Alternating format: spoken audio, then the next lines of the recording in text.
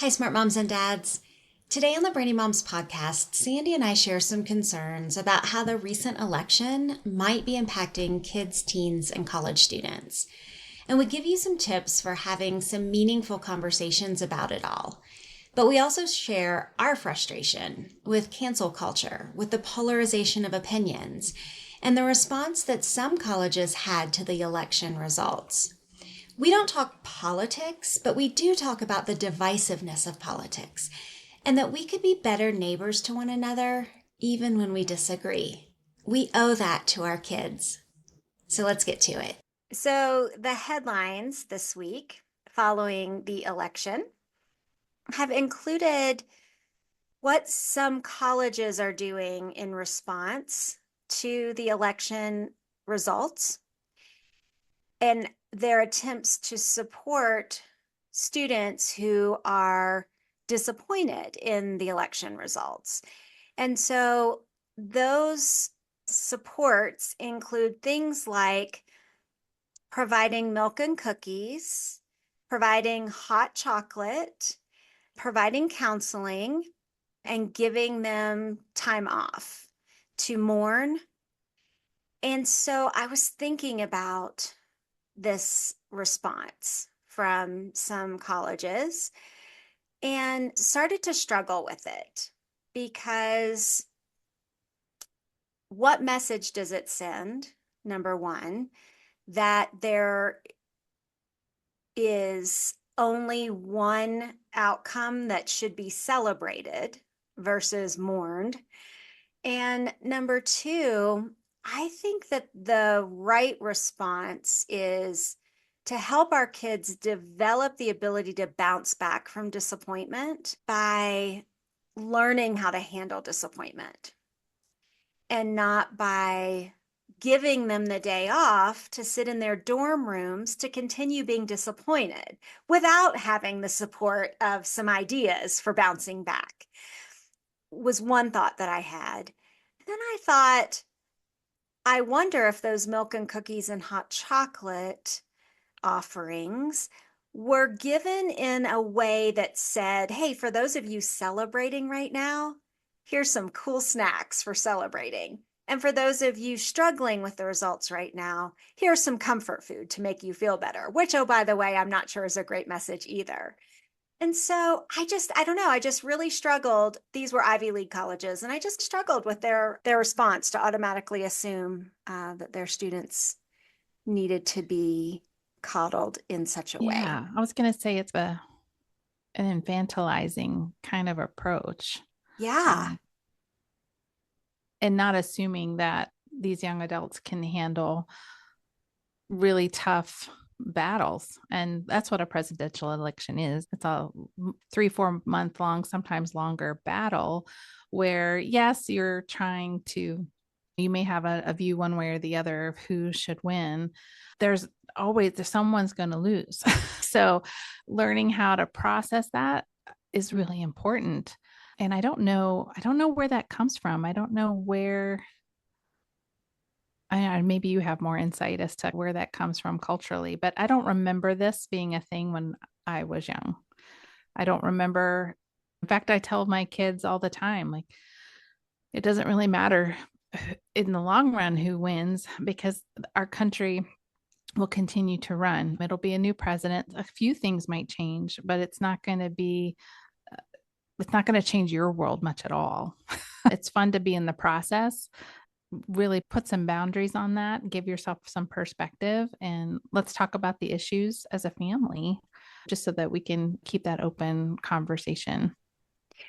Yeah, I think it's a great opportunity ahead of the election to talk about the issues as a family and help kids learn to think through what policies they support and why without us telling them what they should support and why or making assumptions, right? Like it just giving them an opportunity to ask questions and to problem solve. That's a great way to develop executive function skills, by the way. Uh, but I think that we've seen a trend in our culture over the last 5, 6 years that we are going to, you said the word infantilize, which was fascinating. We've seen a trend in our culture in the last 5 or 6 years that we cancel people who don't think the same way that we think, that it's okay for us to fall apart when we don't get our way. And then this type of response from these colleges is saying, yeah, we're going to let you fall apart because you didn't get your way. We didn't get our way either. That's why we're canceling classes and giving you milk and cookies and hot chocolate. So I don't know. I just really struggled with that. And then I saw this psychiatry resident has gone through medical school and is in their residency program, which means they're not fully independent practicing physicians yet when they're residents. So a psychiatry resident got on one of the national news networks and said, it's perfectly okay to cut your family members off if they don't believe the same thing you believe about this election. You don't have to spend the holidays with them, just cut them off. And I thought, how irresponsible is that?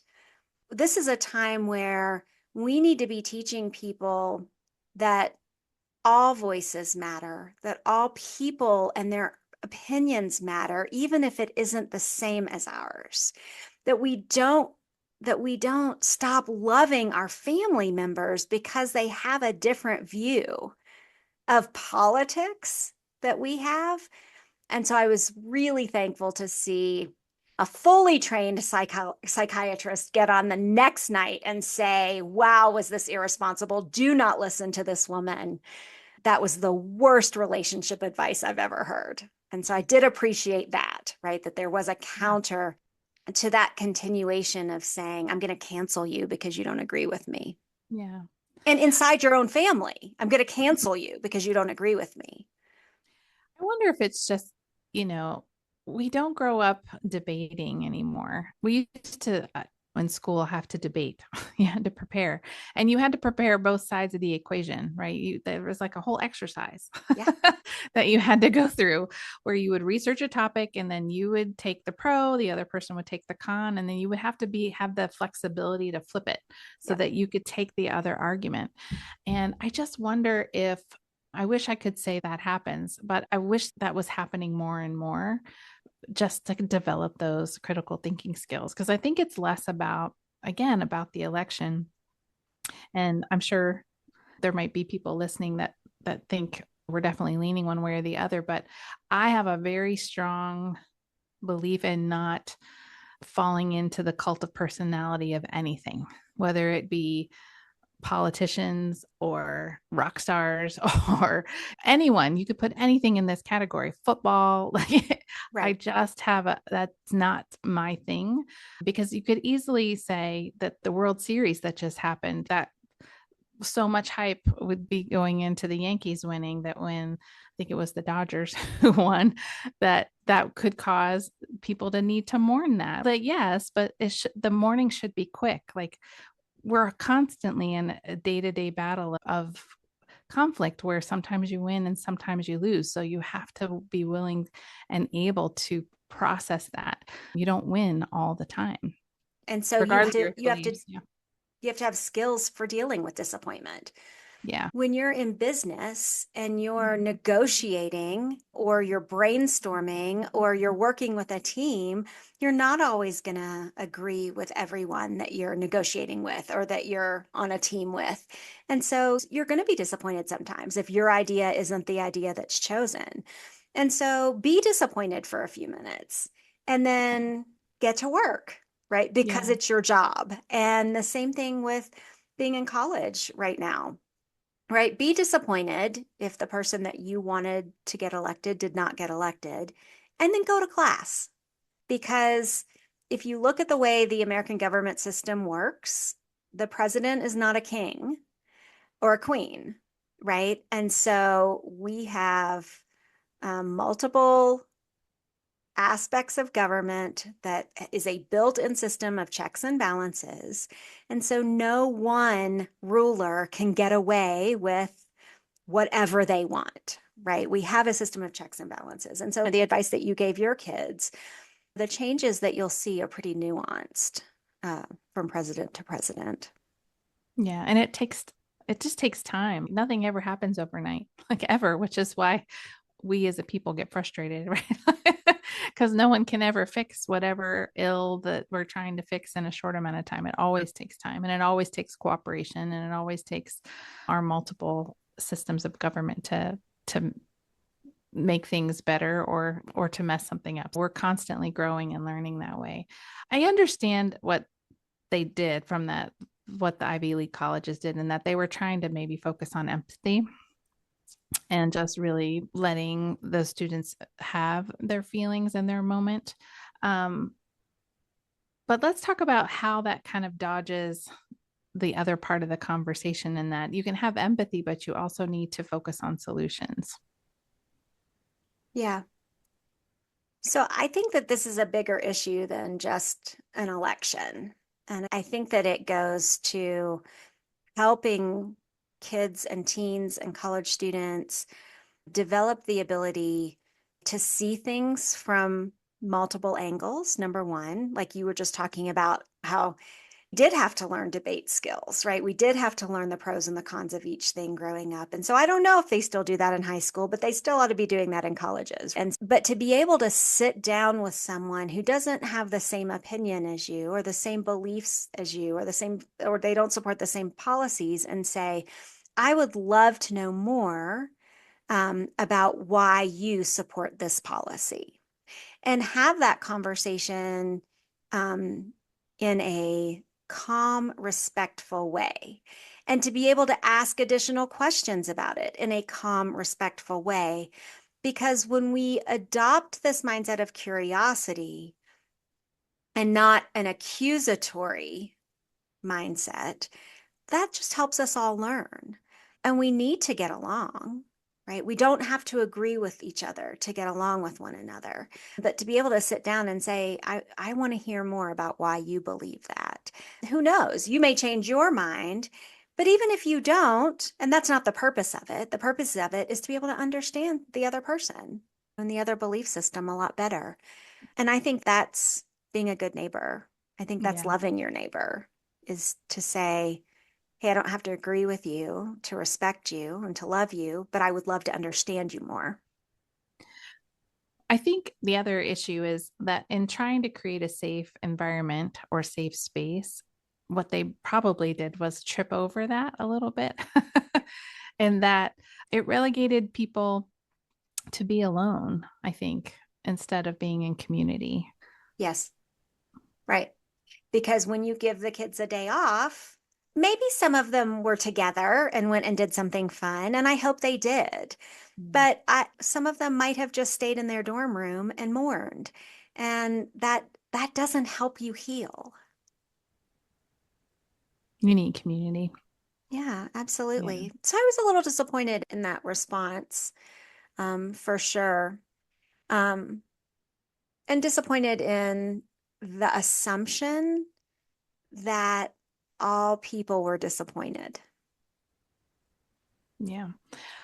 What about for those maybe dealing with this at home, with teenagers who are a little more politically savvy, and or even young kids who've been watching the news that mom and dad have been watching? How should we approach this with kids in terms of talking about politics at home, but also, again, trying to leave the door open for open dialogue? Yeah. So I think that we need to limit how much news it stays on the television in the living room. I think that to hear the continued vitriol that's being spewed at the opposite side, hear all of the commentary, and there is no commentary on the news today that is not skewed to one side or the other. That's the point of it being commentary. There's no longer the objective news reporting that we saw in the 70s and 80s, right? When there were very few commentators in the 80s and even in the 90s, right? We had a few late night commentators, but now all news is basically commentating on the national networks. And so I think we have to be really careful that we don't leave the television on 24/7, listening to the commentating, because we'll have the tendency to only have the commentary that supports our beliefs. I don't leave a different news channel on because I don't want to hear another side, right? That is human nature, that I want to hear what supports my beliefs. And so I think we have to be really careful not to let that run. And so I think we need to make sure that we are getting our news from a reliable source so that we can talk about the facts. But I think this is a great opportunity for us to have conversations with our kids about what disappointment looks like, about what it looks like to live in a society where people do believe different things, and that's okay. And that's the beauty of America, right? That we are allowed to vote based on what policies we think are going to create a world that we want to live in. I think I read with my kids a book by Neil Postman, and I cannot remember the title of the book to save myself right at the moment. We'll put that But in the show notes. yeah, it's by Neil Postman, but it talked about this problem with just our ongoing obsession with national news. And this was an 80s book. So at the time, it's not what it is now with the internet and everything. But it was really a reminder to really focus local, that when you're at home with your family and your kids, your biggest impact is local. Your local elections, volunteering locally, because those are the things you can actually help with.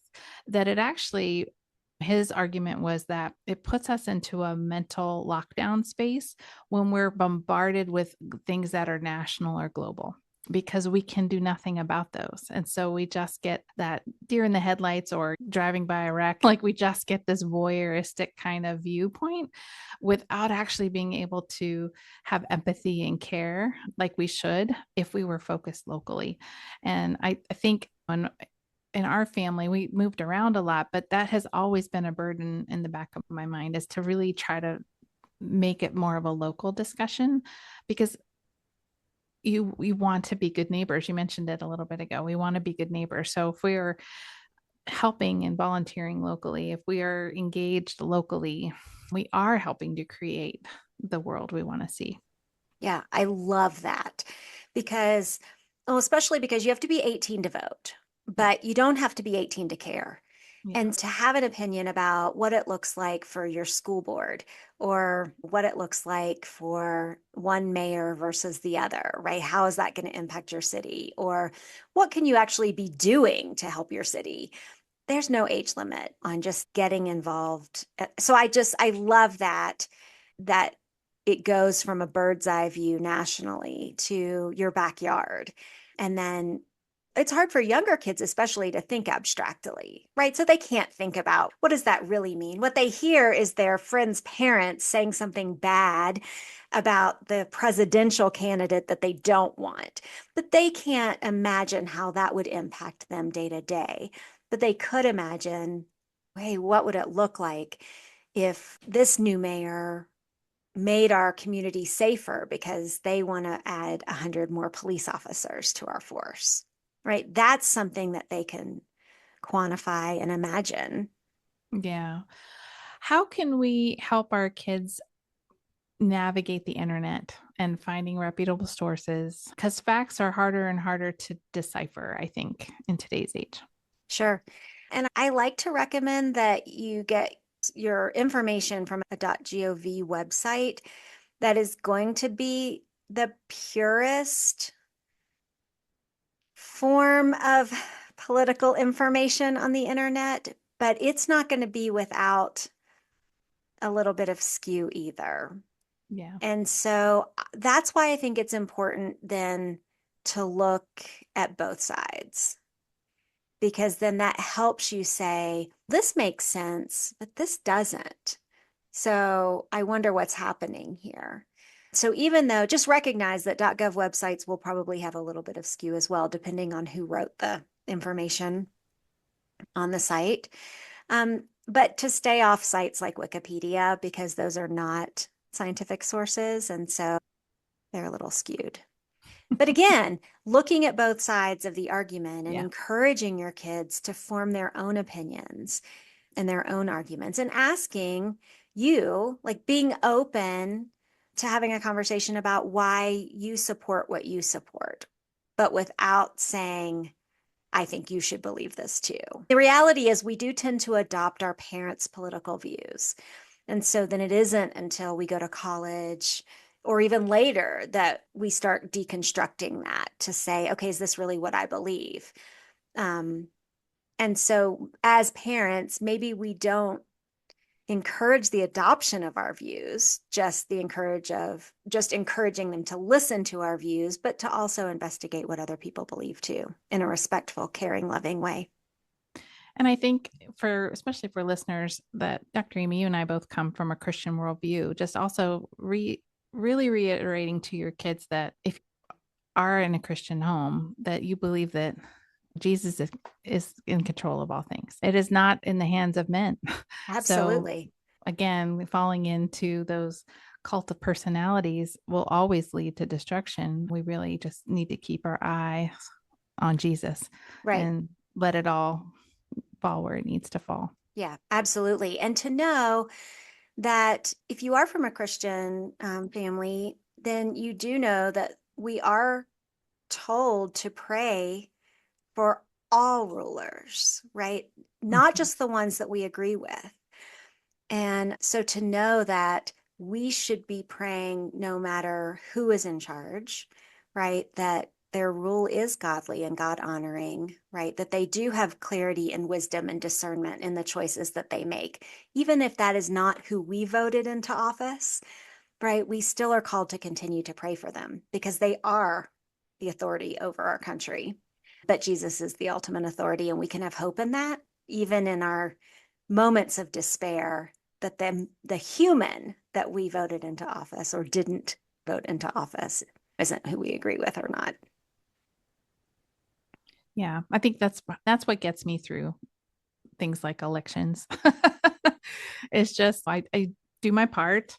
I participate in my civic duty, and then I go about doing as much as I can to make the world a better space in the space that I occupy.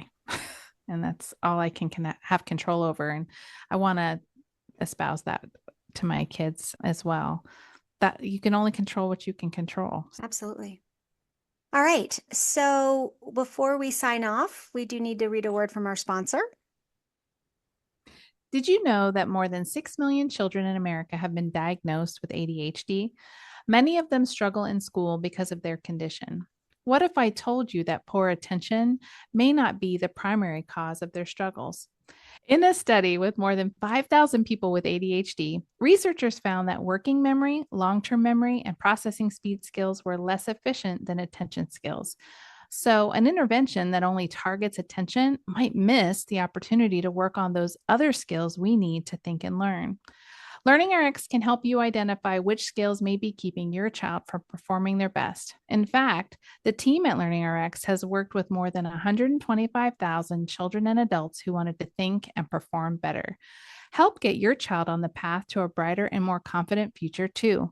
Give Learning RX a call at 866 BRAIN01, visit learningrx.com, or head to our show notes for information and some free resources. I love when you mention that ADHD study because that's my study. And it was a fascinating finding that working memory, long term memory, and processing speed were more deficient than attention and ADHD. So I highlight it often. it's a great study Yeah. with a great graph. So for listeners, we'll put a link to that study in our show notes too, so you can see that. All right, that is all the smart stuff that we have for you today. If you liked our show, we would love it if you would share it with someone else who might need the advice that we talk about or we share. We would love it if you would leave us a 5-star rating and review on Apple Podcasts. And you can find us on social media at The Brainy Moms and online at thebrainymoms.com. You can find Sandy at The Brain Trainer Lady on TikTok. And you can follow me on my brand new Instagram account, Dr. Amy Says Grace. That's all the smart stuff we have for you today. We're going to catch you next time.